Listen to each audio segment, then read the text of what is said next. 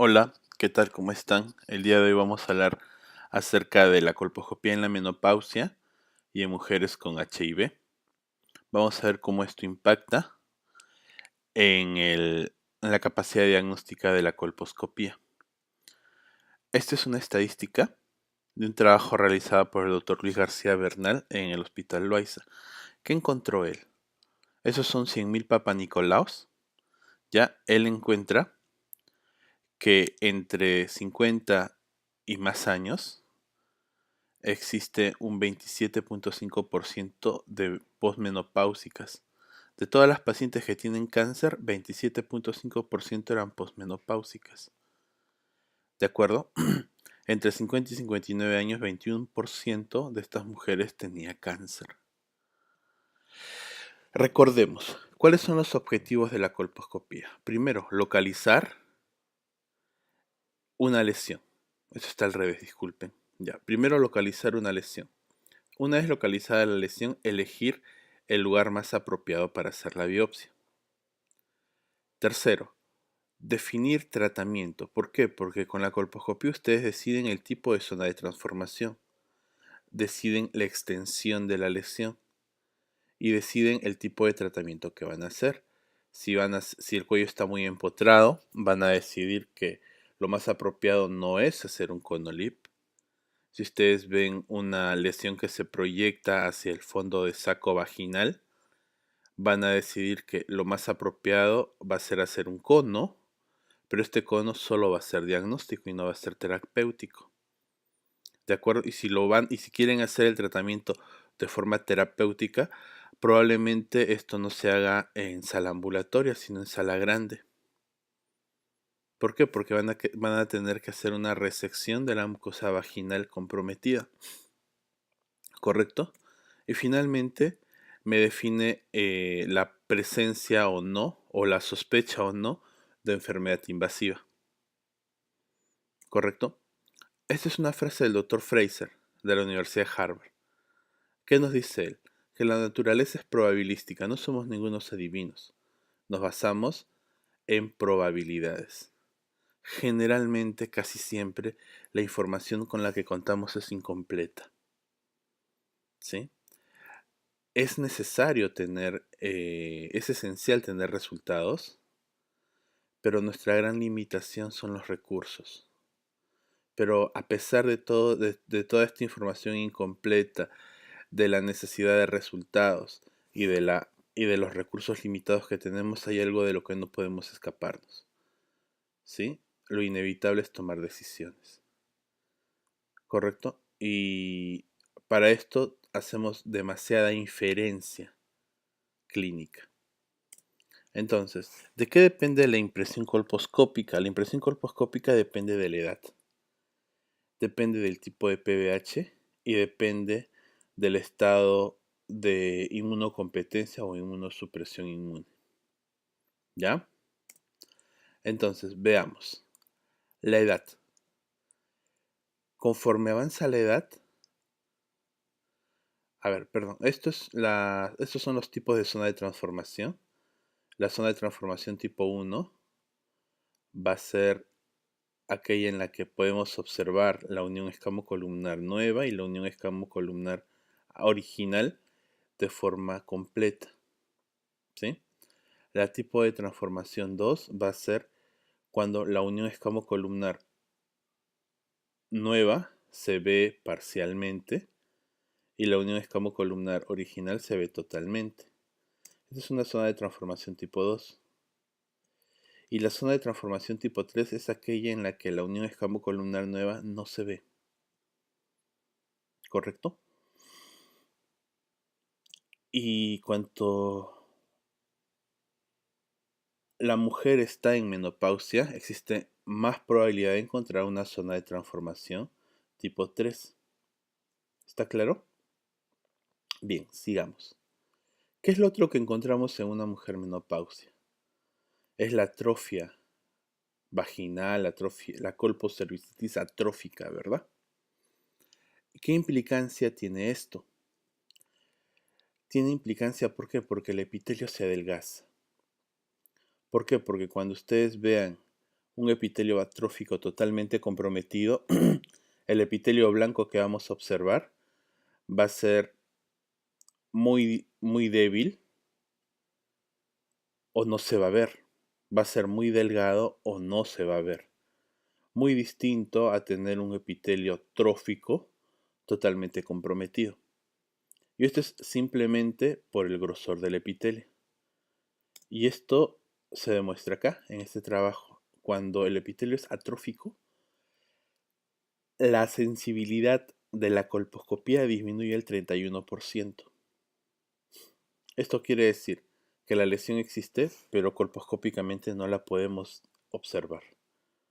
El Lugol en estos casos no ayuda porque el epitelio atrófico no capta el Lugol. ¿De acuerdo?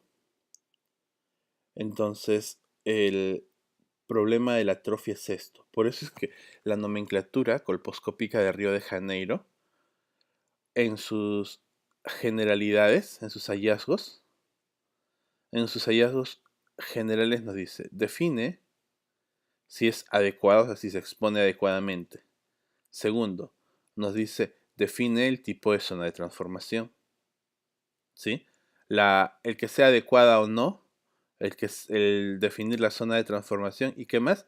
En hallazgos normales nos dice, el epitelio escamoso es maduro o es atrófico.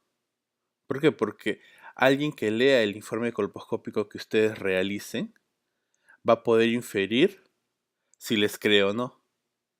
¿En función de qué? De la sensibilidad de la prueba. ¿Sí? Si ustedes tienen un epitelio atrófico, la sensibilidad de la colposcopía, recuerden, es solo del 30%. ¿Qué más? ¿La zona de transformación es importante? Sí, porque si tienen una zona de transformación tipo 3, significa que la lesión puede estar en el canal, o sea, está oculta. ¿Correcto? En la menopausia, ¿ya? Es más probable encontrar zonas de transformación tipo 3. La otra pregunta es, ¿y qué vamos a encontrar? ¿Vamos a encontrar más lesiones de alto grado? No. La proporción de lesiones de precáncer, de lesiones precancerosas identificadas en la premenopausia y en la menopausia es la misma, las proporciones se mantienen. ¿Qué es lo que aumenta? La incidencia de cáncer. ¿Ya? Perdón, en la anterior, miren, esto no había diferencia estadísticamente significativa. ¿Qué más? Les decía que lo que aumenta en la posmenopáusica, ¿qué cosa es? Es el diagnóstico de cáncer, ¿correcto? 10% más cáncer según este trabajo. ¿Está claro? ¿Qué es lo que ocurre en la menopausia? En la menopausia lo que ocurre es que los NIC empiezan a disminuir. ¿A costa de qué? De un aumento del cáncer. ¿Ya? ¿Qué más? ¿Por qué? Porque todos los que tenían que regresionar, regresionaron. Y todos los que tuvieron que progresar, progresaron. ¿Y esto debido a qué? Esto es gracias al tiempo. ¿Qué más tenemos que evaluar? Tenemos que evaluar que nuestras biopsias no son tan buenas. ¿Sí? Miren ustedes. La tasa de colposcopías satisfactorias, esto es zona de transformación tipo 1, tipo 2, es menor, es solo del 23% en la posmenopáusica y es de alrededor del 70% en la perimenopáusica. ¿De acuerdo? ¿Qué más? La concordancia entre la biopsia y el cono es de solo el 45% en la posmenopáusica y es de alrededor del 70% en la premenopáusica. Entonces nos equivocamos más cuando hacemos biopsias. ¿Por qué? Porque generalmente son zonas de transformación tipo 3. ¿Por qué? Porque generalmente no podemos ver toda la lesión. ¿Correcto? ¿Por qué? Porque la lesión está oculta a nuestros ojos. ¿correcto? ¿Y qué importancia tiene que sea zona de transformación tipo 3? Esta diapositiva ya la hemos visto, la repetimos. Solo el 14% de los NIC va a tener una zona de transformación tipo 3.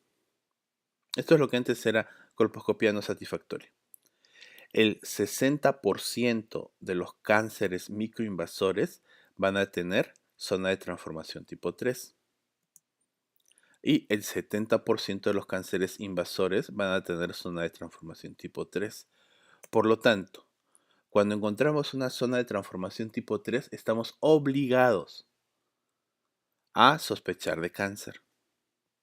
Y por eso es que en zonas de transformación tipo 3, nuestros conos siempre son diagnósticos. ¿Correcto? Entonces, continuemos. La tasa de falsos positivos, ¿ya? Entre el PAP y la histología, miren ustedes, en la premenopáusica es del 30%, en la posmenopáusica es la mitad, es el 50%. ¿Sí? ¿Está claro? ¿Qué más? El valor predictivo positivo, ¿ya? En la premenopáusica del Papa Nicolau versus la histología, versus la biopsia, en la premenopáusica es del 62%, en la posmenopáusica es del 38%. ¿Qué más? Los falsos negativos en la posmenopáusica también aumentan. ¿Por qué? Porque el patólogo al ver una célula atrófica ve un epitelio más pequeño. Por lo tanto, la relación núcleo-citoplasma se encuentra alterada. ¿Sí? ¿Qué más?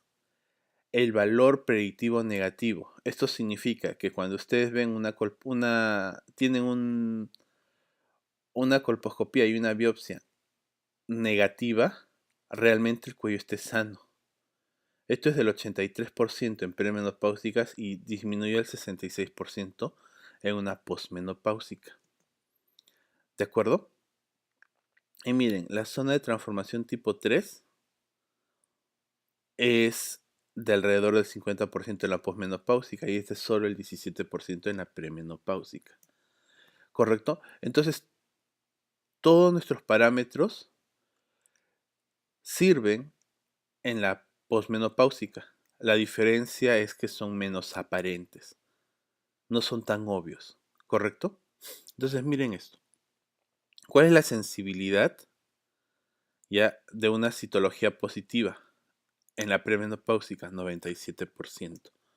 ¿Cuál es la sensibilidad de un Papa Nicolau positivo en una posmenopáusica? 10% menos, 87%. ¿Estamos claros? Sigamos. ¿Cuál es la sensibilidad de tener una biopsia positiva? En una premenopáusica es del 61%. En una posmenopáusica es la mitad. ¿Correcto? Nuevamente, ¿por qué? Porque son zonas de transformación tipo 3, porque las lesiones son menos aparentes por la atrofia. ¿Sí? Por esa razón hacemos biopsias que no son diagnósticas, a pesar de que la lesión existe. ¿Correcto? En lo anterior, o sea, con 35% de sensibilidad de la biopsia, significa que existe un 65% de lesiones que existen realmente y en la biopsia no las vamos a encontrar. Por esa razón, si ustedes tienen un Papa Nicolau con lesión de alto grado, o sea, una lesión sospechosa, ¿sí?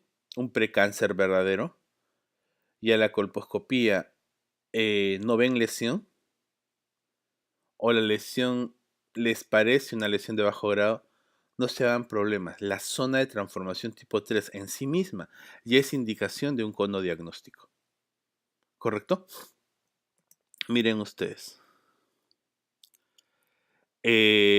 Aparecen nuevos signos en la colposcopía, ¿sí? De una posmenopáusica, como son la umbilicación. ¿Sí? Las lesiones acetoblancas se tienden a introducir al canal como si fuera un ombligo. ¿Qué más? El signo de la cresta. ¿De acuerdo? Entonces vamos a ver que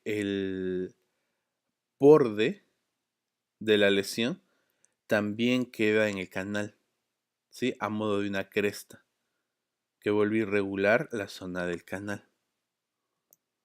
¿Está claro? ¿Qué más? Miren, esto es la evaluación de márgenes. Entonces, ¿hay diferencia en márgenes? La respuesta es sí. La probabilidad de encontrar un margen positivo en una posmenopáusica es del 20%. La probabilidad de encontrar un margen positivo en una premenopáusica es del 10%. ¿Correcto? ¿Por qué? Porque nuestras lesiones están dentro del canal. ¿De acuerdo? Ahora me van a preguntar, ¿y cómo sabes tú que las lesiones están dentro del canal? Bueno, existe topografía y existen estudios al respecto. Miren, si ustedes hacen un cono superficial, en una premenopáusica, el 9% de las lesiones va a estar en ese cono superficial versus el 0% de estas lesiones en la posmenopáusica. Y entonces si hago un cono con dos pasadas, o sea, un cono un poco más profundo, un cono tipo 2, miren, en una premenopáusica el 30% va a estar en este segundo cono, o sea, está un poquito más profundo. Solo el 3% de estas lesiones está un poquito más profundo en la posmenopáusica. Entonces decimos, entonces la lesión está dentro del canal. Bueno, esto es cierto solo para el 12% de las premenopáusicas, pero casi la mitad de las posmenopáusicas tienen la lesión profundo dentro del canal. ¿Correcto? Ahora, las premenopáusicas en el 46% tienen las lesiones tanto en el canal como en el exocervix. Solo el 33% de las posmenopáusicas tiene la lesión en ambos lugares, en el exocervix y en el endocervix. ¿Correcto? Entonces, hay una gran proporción de lesiones que se van a encontrar en el canal endocervical, ¿sí? En la posmenopáusica. ¿Está claro? Por lo tanto, concluimos hasta acá. En la menopausia, la mucosa cervical va a ser atrófica y vamos a tener zonas de transformación tipo 3. Por lo tanto, las lesiones se ven menos. No hay captación de yodo. ¿De acuerdo? Y la falta de visualización y la zona de transformación tipo 3 van a inducir un error potencial en la toma de biopsias. ¿Correcto? ¿Está claro, doctores? Muy bien, continuemos entonces esto último. Mire, cuando vemos histerectomías, ¿qué encontramos? Encontramos que la mortalidad, ¿ya? Por hacer una histerectomía vaginal va aumentando conforme aumenta la edad. ¿De acuerdo? Si hacemos una histerectomía vaginal, la proporción de cáncer que encontramos y la proporción de muerte también aumenta con la edad. ¿Correcto? Por lo tanto, tenemos que concluir además que la histerectomía no es un procedimiento excisional, tiene ciertas indicaciones cuando están asociadas al NIC. Recuerden que lo que prevalece es la lesión de mayor severidad, la lesión que más riesgo potencial tiene sobre la paciente. ¿De acuerdo? Pueden tener un NIC 1 que no se opera y tener una miomatosis sangrante. Por lo tanto, la miomatosis sangrante es la que domina el escenario. ¿Correcto? Entonces, si tenemos lesiones asociadas mayores que dominan el escenario clínico de la paciente, puede haber indicación de histerectomía. Si la lesión cervical se extiende a la vagina, primero hago un cono y luego hago la histerectomía haciendo una colpectomía superior, ¿no? Ampliando a vagina. Si hay cáncer microinvasor demostrado por un cono, o si mi cono es sano, ¿sí? A pesar de que tengo un Papa Nicolau de carcinoma o a pesar de que tengo un Papa Nicolau de lesión de alto grado. La lesión existe y está en algún lado. Tengo que buscarla. Muy bien, doctores. Llegamos hasta acá. luego continuamos con la otra sección.